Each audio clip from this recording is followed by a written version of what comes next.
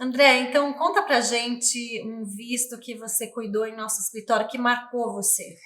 Na verdade, assim, um processo que eu tenho muito orgulho não é necessariamente um visto, né? Mas a história do Baby X, para a gente não falar do nome do cliente. E eu lembro que os pais dele vieram para o escritório desesperados, porque o irmão do pai do Baby tinha acabado de ser deportado porque estava sem status aqui, sem documento. E eles entraram num desespero realmente, porque o bebê deles de 2 anos, americano, tinha acabado de ser diagnosticado com leucemia. E o tratamento dele, feito pelo governo americano, eles jamais teriam condição de dar continuidade no Brasil. Então, a maior preocupação deles era não tanto encontrar um documento, mas encontrar uma forma de garantir que eles não fossem deportados enquanto o baby tivesse passando por esse tratamento. E, na verdade, como eles ficaram sem status em muito tempo, não existe uma opção de visto hoje que regularizasse essa situação deles. Então, a gente precisou fazer um pedido diretamente para a oficina local do USCIS de um processo que chama Deferred Action. Que não tem tradução em português para esse tipo de pedido. E esse processo ele é altamente discricionário, né? Ele é um processo que, na verdade, não existe nem lei que regulamente esse processo. Ele é um entendimento administrativo de uma discricionariedade que a imigração tem de paralisar ou não um processo de deportação ou evitar que uma pessoa em circunstâncias de deportação seja deportada. E qual o benefício desse pedido? Assim, o cliente ele recebe uma autorização de trabalho? Quanto tempo é essa autorização? Como funciona? Tem que renovar? Não é um visto, né? Já foi É, explicado. não é um visto. Na verdade, o que esse processo faz é impedir que essa pessoa entre em processo de deportação. E com isso, eles têm a possibilidade de pedir o Social Security, que corresponde, vamos dizer assim, ao CPF brasileiro, e a autorização de trabalho durante o prazo que eles pedem para ficar aqui nos Estados Unidos. E o grande orgulho que eu sinto é porque as chances de aprovação de um pedido de deferred action na época que ele foi feito era de menos de 10%. E um ano depois do pedido ter sido feito, eu lembro quando eu recebi o documento dizendo que tinha sido aprovado e eu estava pulando no escritório. Acho que eu fiquei mais feliz que o cliente, porque, sabe, você saber que você viabilizou uma família de ficar aqui, que você foi responsável por garantir uma tranquilidade de um pai, de uma mãe, cuidar de um bebê de 2 anos com leucemia, realmente, assim, é no meu coração, Parabéns. quentinho.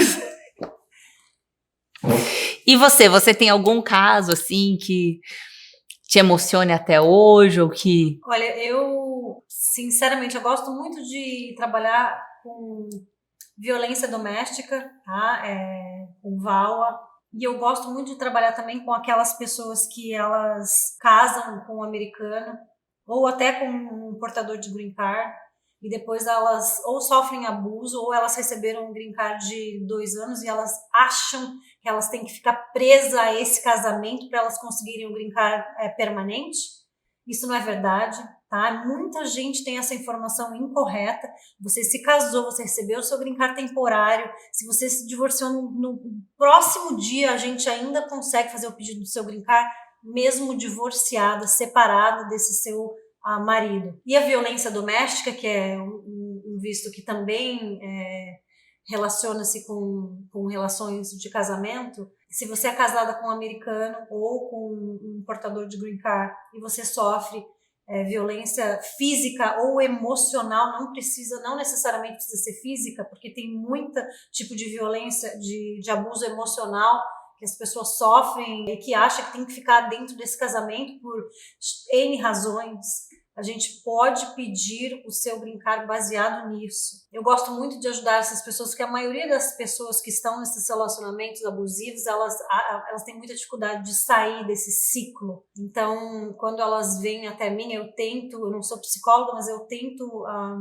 encorajá-las a tentar sair da situação, explicar que eu posso, aqui o nosso escritório pode ajudá-la, que elas não estão presas por situação imigratória ou qualquer outra razão. Você lembra daquele caso do cliente que chegou com 2 processos de EB1 reprovados de 2 escritórios de advocacia diferentes e estava desesperado procurando uma alternativa para o Green Card, porque o visto que ele tem aqui, que era um visto de trabalho temporário, ou seja, não tinha a possibilidade de ter o Green Card, e como o processo de EB1 é um processo que pessoas com habilidades extraordinárias, reconhecimento nacional, entre outros requisitos, podem ter o Green Card, ele estava realmente buscando esse Green Card e estava já desacreditado que ele conseguiria cumprir os requisitos do EB1, e durante a consulta, ele estava contando que já tinha ganhado prêmios, que já tinha sido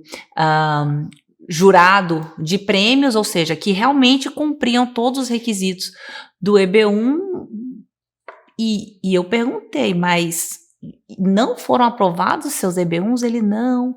Enfim, ele estava desacreditado.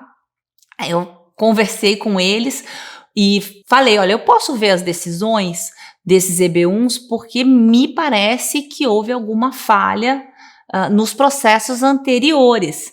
E realmente, revisando os 2 processos que foram negados, eu percebi que no momento que os outros escritórios responderam o pedido de mais evidências da imigração, eles não responderam corretamente, e com isso ficou uma dúvida para a imigração se ele realmente cumpriu ou não os requisitos do EB1. E a grande vantagem do EB1, que é o visto de habilidades extraordinárias, para o EB2NW, que era a opção que ele estava buscando na época, é que o EB1, você consegue ter a resposta dele em 15 dias se você pagar uma taxa adicional para a imigração.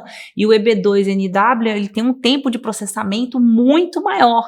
Então, era muito mais vantajoso para o cliente realmente fazer um processo de EB1 do que tentar um processo de EB2NW, e a gente finalmente convenceu ele a confiar no nosso trabalho, a fazer o 3º processo de EB1NW, que foi aprovado de primeira sem nenhum pedido de mais evidências. Em 15 dias.